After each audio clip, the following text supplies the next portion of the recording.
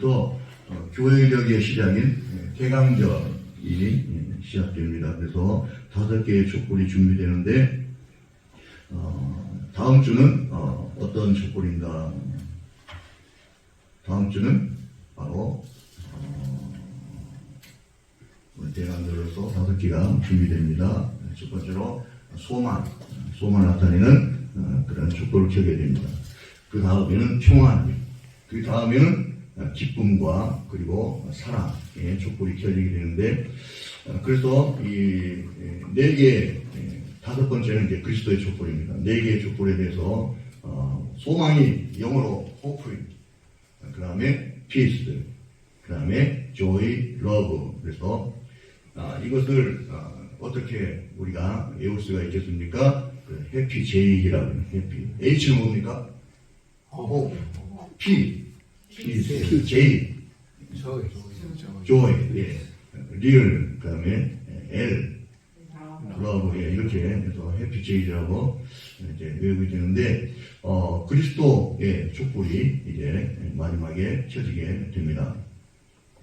성탄의 메시지가 여기에 담겨져 있습니다. 오늘 하나님께서 주시는 하나님의 평화와 위로와 기쁨이 충만하시기를 바랍니다. 예수님께서 출생하셨던 그 밤은 바로 누가복음에 있는 말씀과 같이 온 백성에게 미칠 큰 기쁨의 좋은 소식이었습니다. 그렇지만 예수님께서 이 땅에 오신 그때는 기쁨과 즐거움의 날이 아니라 두려움의 날이기도 했다는 것입니다. 첫 번째로 우리가 생각할 두려움은 바로 목자들의 두려움, 목자들의 놀라움입니다.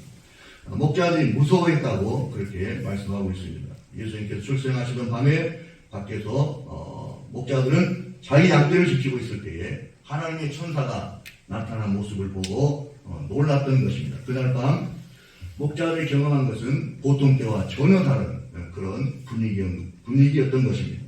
하나님의 영광스러운 모습을 보고 그들은 당황했고 아주 놀라게 됩니다. 놀라고 있는 목자들에게 주의 천사가 이렇게 말합니다. 누가복음 2장 10절입니다. 천사가 이르되 무서워하지 말라. 보라, 내가 온 백성에게 미칠 큰 기쁨의 좋은 소식을 너희에게 전하노라. 그래서 두려움 가운데 있는 목자들에게 무서워하지 말라. 그렇게 말씀하십니다. 회당장에게 말씀하십니다. 예수님께서 두려워하지 말고 믿기만 하라. 두려워하지 말고 믿기만 하라. 그렇게 말씀을 하시는 것을 아실 것입니다. 또한 시편 118편 6절 말씀에 여호와는 내 편이시라. 내가 두려워하지 아니하리니 사람이 내게 어찌할까. 두려워할 일이 아니라고 말씀하시고 오히려 기뻐하고 평강의 복을 누릴 수 있도록 그렇게 말씀을 주십니다. 그래서 시편 29편에도 이렇게 말씀하십니다. 여호와께서 자기 백성에게 힘을 주시며 여호와께서 자기 백성에게 평강의 복을 주시리로다. 아멘. 하나님께서 평강의 복을 주시기를 원하십니다. 하나님은 내 편이시라니. 하나님은 내 편. 이것이 큰 기쁨의 좋은 소식이 되기도 하지 않습니까? 믿음이 있으면 그래서 두려움을 이길 수 있다고 말씀하시는 것입니다. 두 번째로 우리가 생각할 것은 바로 마리아의 두려움, 마리아의 놀라움입니다. 첫 번째 성탄 소식을 듣는 순간에 그것은 두려움이었습니다. 마리아의 마음을 휩쓴 두려움은 어떤 것입니까? 자기가 잉태한다는 것입니다. 처녀가 그 말을 듣고 놀랐다. 누가복음 1장 29절로 30절에 말씀합니다. 처녀가 그 말을 듣고 놀라 이런 인사가 어찌함인가 생각하며 천사가 이르되 마리아여 무서워하지 말라. 내가 하나님께 의리를 입었느니라. 이런 인사가 어찌함인가. 이건 있을 수 없는 일이라는 것입니다.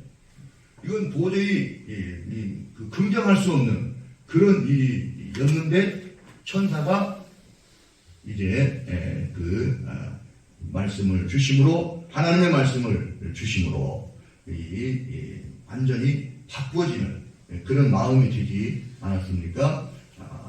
세상에 구세주가 태어나는데 너에게 잉태될 것이다. 이렇게 말씀하신 것입니다. 그래서 이 천사가 하나님의 말씀을 전했을 때에 깜짝 놀라고 말게 됩니다. 이 놀라움은 신기한 놀라움이고 비밀스러운 놀라움이었습니다. 여러분, 이 잉태 소식을 받았을 때에 마리아가 해야 되는 일이 있습니다. 대제사장이나 지도자들에게, 가족들에게 빨리 알려야 돼요. 그런데 알리지 않았습니다. 알리지 않고 그는 이 나사렛에서 그래서 아기를 낳지 않고 예언된 베들레헴에서 아기를 낳게 된 것.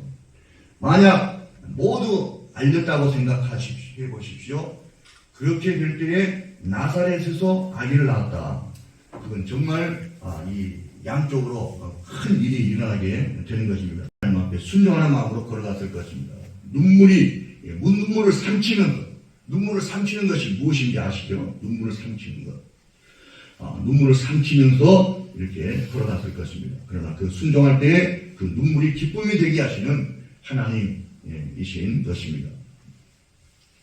그래서 시편 119편 114절에도 이렇게 말씀하십니다. 주님은 나의 은신처요 나의 방패이십니다. 나의 은신처요 나의 방패시라. 하나님께서는 우리의 모든 삶을 아시고 친히 개입하셔서 안전하게 인도하시고 방패가 되어주실 것을 믿습니다. 또한 두려움 속에서도 여러분 평강으로 옮겨지는 그 놀라운 역사, 하나님의 역사.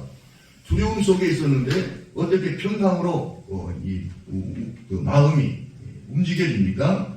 그것은 바로 거기에는 하나님의 말씀의 역사가 있습니다. 말씀의 역사. 그 말씀의 역사, 그래서 직접 말씀하시고 말씀을 전해주심으로 두려움을 이기고 위로와 기쁨을 얻게 되는 것입니다. 그래서 두려움을 이긴 큰 기쁨, 하나님께서 마리아와 요셉을 지키시는 것처럼